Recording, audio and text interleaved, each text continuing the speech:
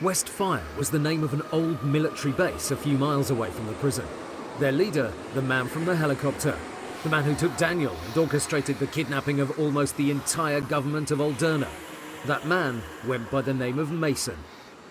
According to the information we recovered from Old Creek Prison, it gave us a glimpse into the mind of this madman, and it was a little disturbing. Mason had charisma, a strong command over his underlings. He likely planned to hold the leaders captive for a ransom. Or maybe he wanted to keep them, use them to gain control over the town. Who knows? My only worry was how Daniel was being treated. Whether Mason knew he was my son or not didn't matter. He wasn't exactly a leader. He wasn't any use to Mason at all. How long until Mason used him as an example? Somewhere between Old Creek Prison and Westfire Military Base, we came across an abandoned ghost town. During these trying times, empty towns were a pretty common thing to run into. Normally, they were just good for a night or two of free shelter and maybe some old canned goods if you were lucky. This time though, things felt different. Nicole and Dodger were feeling it too. There weren't many wanderers around, but something still felt off. As if there was a hidden danger lurking about. As if we were being watched. That's probably because we were. We stopped in the middle of the road. We looked up. A number of bandits had taken position on the rooftops around us. Walked right into this one, Nicole said. Someone must have escaped the prison to warn Westfire, I said. Well, it's not like we were doing damage control. For all we know, whole groups of guys escaped to warn their boys at the base, Dodger said. Well, let's get to work, I said. The bandits took aim and the fight began. Last man standing. More like last man alive. He looked up at me and laughed. Laughed through broken teeth and a mouthful of blood. He had a camcorder in his hand. He'd hit play and the screen was playing a video. My heart skipped. It was Daniel. They had him tied up. A sign was tied around his neck that read, "Your son." Mason was next to him, smiling. A knife was firmly gripped in one hand. Then the movie ended. The last bandit died, and that's when we felt the ground shake. We looked up.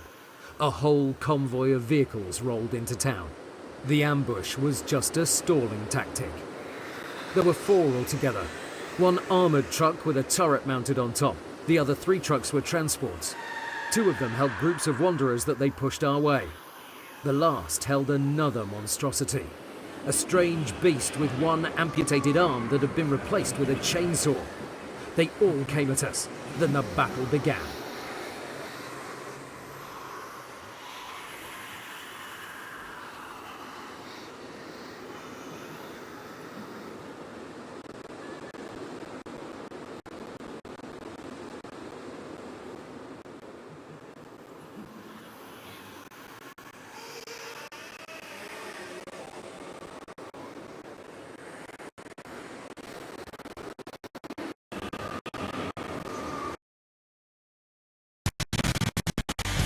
This is terrible.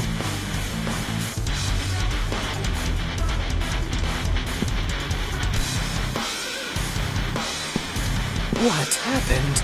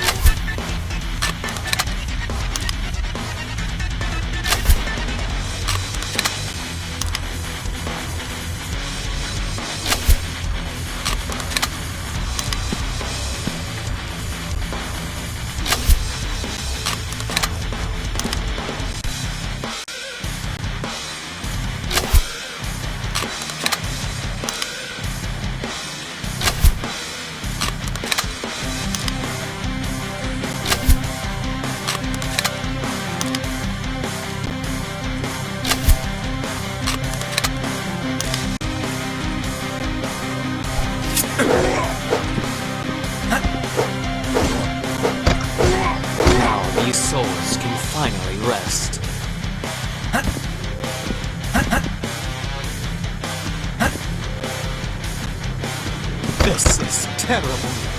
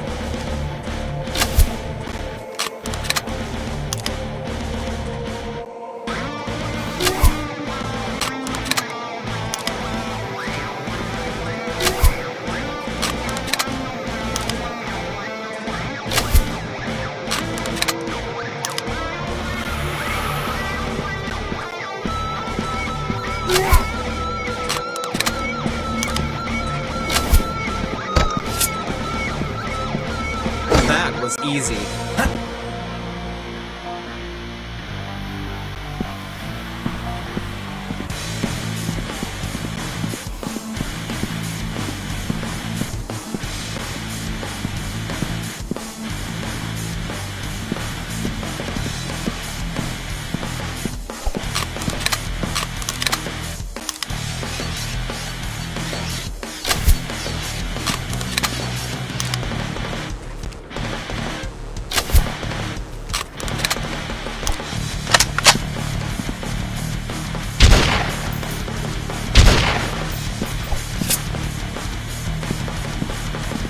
Their aura was no match for ours.